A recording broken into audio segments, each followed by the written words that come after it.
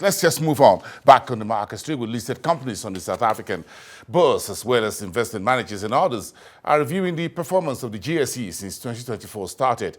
The webinar forum looked into how political and economic developments of the year impact capital raising and other activities on the GSE. Let's listen. So I think South Africa has actually gone through a bit of a step change this year. So within all the factors which you mentioned, it's quite interesting if you look at South Africa performance relative to the rest of the year. And South Africa really stands out. And I think investors have essentially given their vote of confidence to the GNU, right? So South Africa's always had some strength. Always had a deep, liquid, local market, so it does not rely on dollar debt to the same extent some other emerging markets have to. It's got a very well-regarded central bank, but it always had this lingering political and fiscal risk. And I think what's happened since the GNU is South Africa credit spreads, for example, are pricing a credit rating upgrade. They have 5-year lows. SAGBs have rallied about 100 basis points, while the likes of Mexico and Brazil have faced continued pressure from all these kind of global uncertainties.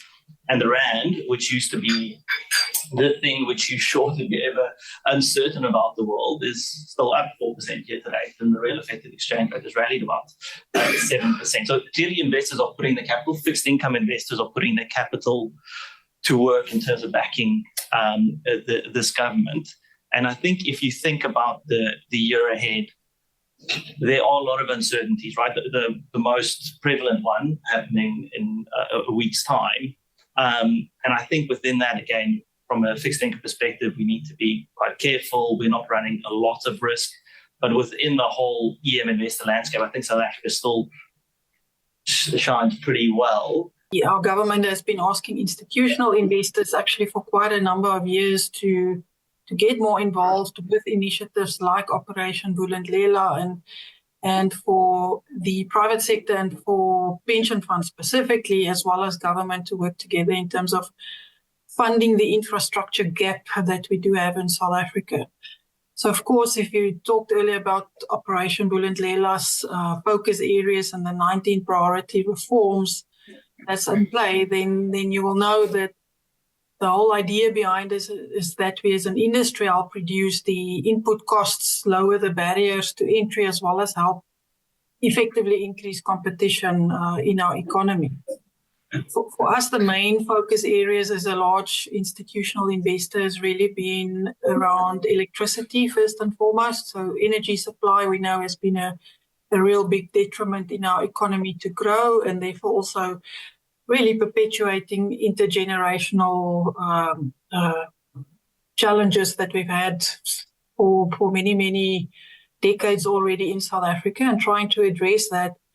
We are actually and have participated quite successfully and meaningfully in generation through the REAP program within South Africa.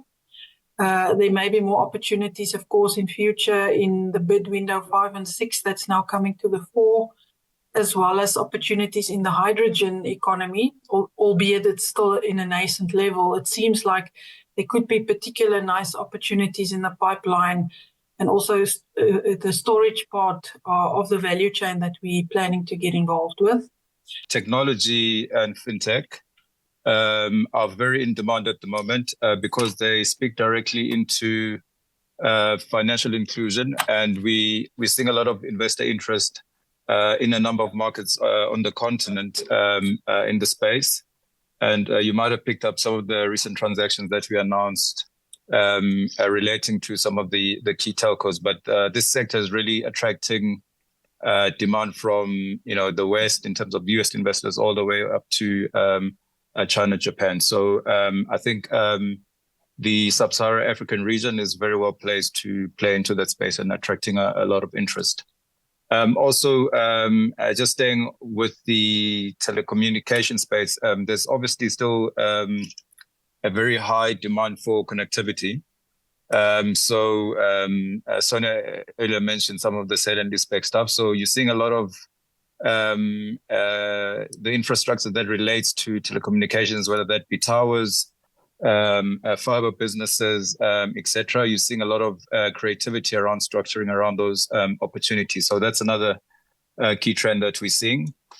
And of course, on the renewable energy side,